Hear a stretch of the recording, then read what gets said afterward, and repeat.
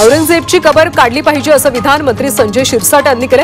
आमच्या राजाला छळणाऱ्याची कबर नको असंही शिरसाट यांनी म्हटलं। शिवाजी महाराज सांगण्यासाठी औरंगजेब पाहिजे असं सांगणारे अंबादास दानवेंनी कबरीवर जाऊन नमाज पडावी अशी टीका सुद्धा शिरसाट यांनी दानवेंवर केली।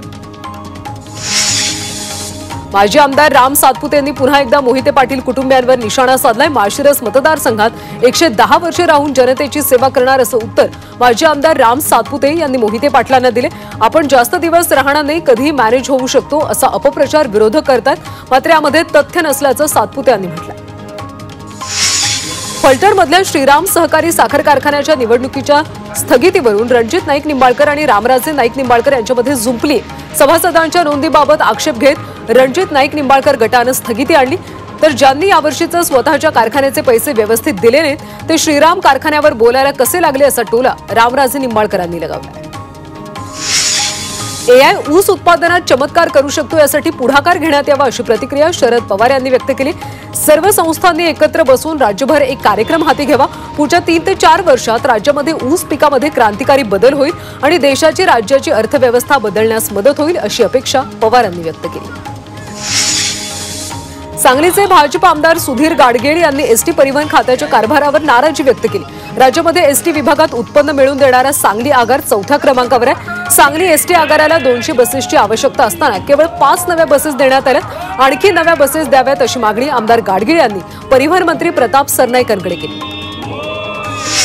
प्रत्येक टोल नाक्यावर फास्टॅगचा वापर अनिवार्य करणं तसंच रोख देयकांसाठी दुप्पट शुल्क आकारण्याचा निर्णय योग्य असल्याचं हायकोर्टानं म्हटलंय। सोबतच केंद्र सरकारच्या धोरणात्मक निर्णयामध्ये हस्तक्षेप करण्याचं कोणतंही कारण दिसत नसल्याचं निरीक्षण कोर्टानं नोंदवलं। एसटीच्या विद्युत बसचा पुरवठा कंपनीनं खंडित केला। हैदराबाद इथल्या इव्हरी ट्रान्स कंपनीनं 31 जानेवारीपर्यंत 1345 बस पुरवठा करणं अपेक्षित होतं, मात्र आतापर्यंत केवळ 220 बसेस उपलब्ध आहेत, त्यामुळे कंपनीला दिलेल्या निविदा रद्द करण्याचा इशारा महामंडळानं दिला। राज्यातल्या 400 वर्षांपूर्वीच्या 6 कोटी कागदपत्रांचं डिजिटायझेशन पूर्ण झालंय। मुंबईतल्या पुराभिलेख संचालनालयाकडून हे काम पूर्ण करण्यात आलं। शिवकालीन, पेशवेकालीन, निजामकालीन असे एकूण 17 कोटी ऐतिहासिक दस्तावेज आहेत। अपात्र 11 अर्जदारांना म्हाडाकडून अखेरची संधी दिली जाणार आहे। महिलेने पैसे उधळल्याच्या प्रकरणानंतर या 11 जणांना संक्रमण शिबिरातली घरं देण्यासाठी सुनावणी होणार आहे। 21 मार्च रोजी अंतिम सुनावणी होणार आहे। मुंबईतल्या वरळी पोलीस कॅम्पमधल्या इमारतींच्या दुरुस्तीकडे दुर्लक्ष करू नका, भविष्यात इथं दुर्घटना घडू नयेत याची काळजी घ्या अशा सूचना मुख्यमंत्री देवेंद्र फडणवीसांनी सार्वजनिक बांधकाम विभागाला दिल्या। विरोधी पक्षनेते अंबादास दानवेंनी उपस्थित केलेल्या तारांकित प्रश्नावर मुख्यमंत्र्यांनी हे लेखी उत्तर दिलं। मुंबई सेंट्रल एसटी आगारातली वाहतूक 17 मार्च पासून पूर्ववत होणार आहे। कॉन्क्रिटीकरणासाठी मुंबई सेंट्रल आगार बंद होतं, त्यामुळे परळ, दादर आणि कुर्ला नेहरू नगर बसस्थानकामध्ये स्थलांतरित झालेल्या बस फेऱ्या पूर्वीप्रमाणे सुरू होणार आहेत। मुंबई गोवा राष्ट्रीय महामार्गावर वाहनांच्या रांगा पाहायला मिळतात। होळीनंतर गावदेवीची पालखी मिरवणुकीसाठी गावी जाणाऱ्यांची संख्या जास्त आहे, मात्र माणगाव ते टेंपारी या 2 ठिकाणी रस्त्याचं काम अर्धवट राहिल्यानं 5 किलोमीटर अंतर कापण्यासाठी 1.5 तासाचा कालावधी लागतो। मुंबईतल्या रस्ते कॉन्क्रिटीकरणाची कामं येत्या 3 महिन्यात अधिक गतीनं राबवली जाणार आहेत। तापमान कमी असल्यानं रात्रीच्या वेळी रस्त्यांची कामं केली जाणार आहेत। संबंधित अभियंत्यांनी या कामाच्या ठिकाणी उपस्थित राहणं बंधनकारक असणार आहे अशा सूचना महापालिका आयुक्तांनी दिल्या। कोस्टल रोडवर तातडीनं साऊंड बॅरियर लावण्याची मागणी होती। रात्रीच्या वेळी कर्णकर्कश आवाजात गाड्या चालवल्या जातात, जी डोकेदुखी ठरते, त्यामुळे ध्वनिरोधक बसून 55 डेसिबलपेक्षा कमी आवाज ठेवण्याचे निर्बंध घालावेत अशी मागणी होती। मुंबई मनपाकडून पूर्व आणि पश्चिम द्रुतगती महामार्गावर स्वच्छता केली जाणार आहे। 17 ते 22 मार्च दरम्यान रात्री 10 ते सकाळी 6 वाजेपर्यंत स्वच्छता मोहीम राबवली जाणार आहे, तसे निर्देश पालिका आयुक्त भूषण गगराणी यांनी दिले। राज्याला लवकरच मुख्य माहिती आयुक्त मिळणार आहेत। माहिती आयोगाचे मुख्य आयुक्त आणि अमरावती, नागपूर, छत्रपती संभाजीनगर इथल्या विभागीय माहिती आयुक्त अशी 4 पदं रिक्त आहेत, त्यासाठी योग्य उमेदवारांचा शोध सुरू। मुंबई महापालिकेनं राबवलेला मायक्रो सरफेसिंगचा प्रयोग यशस्वी ठरला। आता पश्चिम द्रुतगती महामार्गावर सुद्धा हेच तंत्रज्ञान वापरलं जाणार आहे। मायक्रो सरफेसिंगमुळे वाहतुकीच्या वेळेत सुद्धा रस्त्याचं काम करता येतं आणि काम झाल्यानंतर अवघ्या 2 तासात रस्ता वाहतुकीसाठी खुला होतो।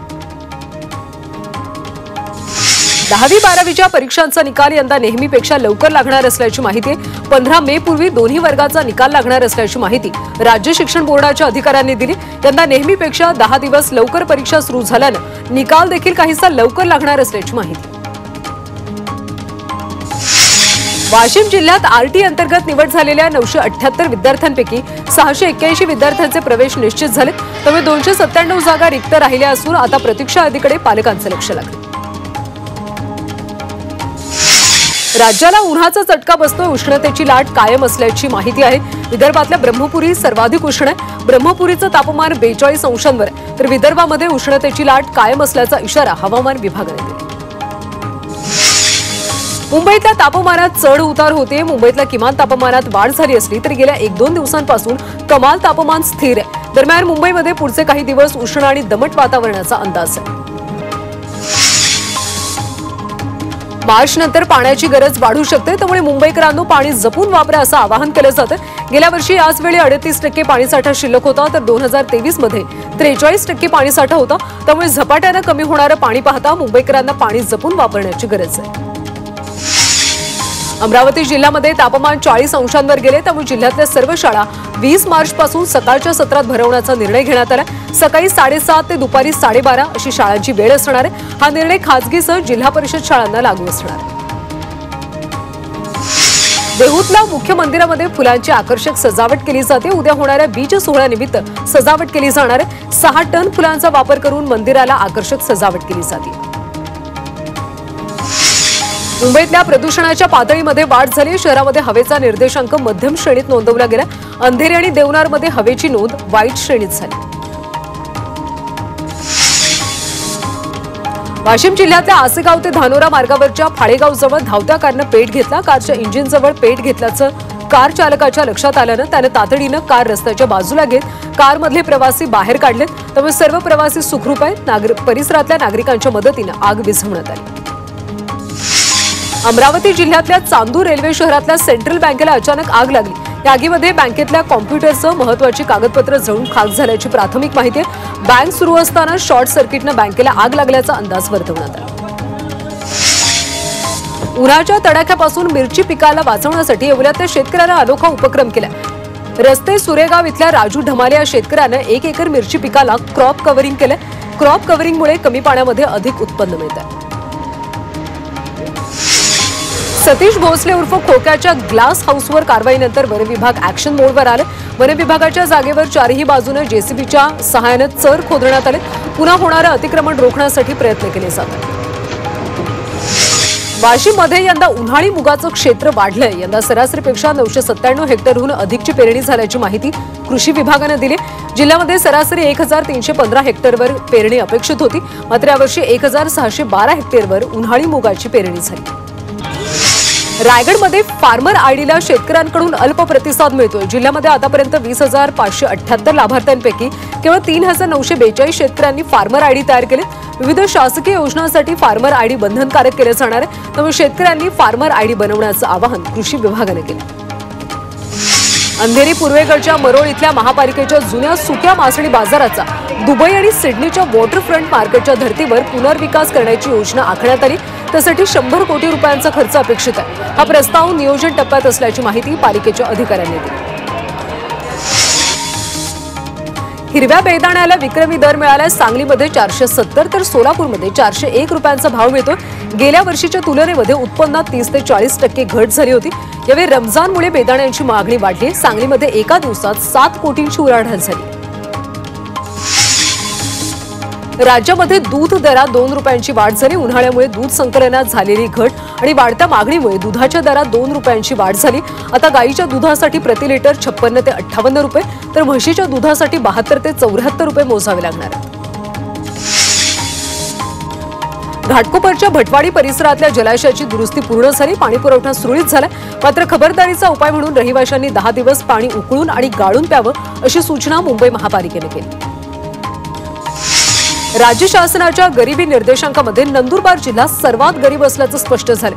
जिल्ह्याचं सरासरी दरडोई उत्पन्न अवघं 1,29,146 रुपये.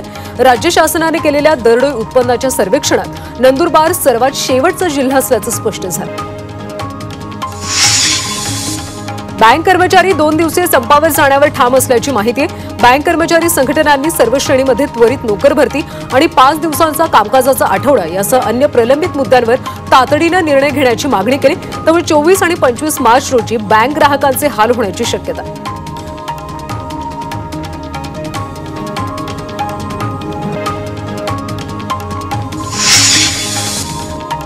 दादर रेल्वे स्थानकामध्ये मद्यधुंद व्यक्तीने एका महिलेचा विनयभंग केल्याची घटना घडली। मात्र या घटनेनंतर प्रवाशांनी महिलेचा विनयभंग करणाऱ्या मद्यधुंद व्यक्तीला पकडून चांगला चोप दिला। दादर पोलिसांनी त्याला अटक केली।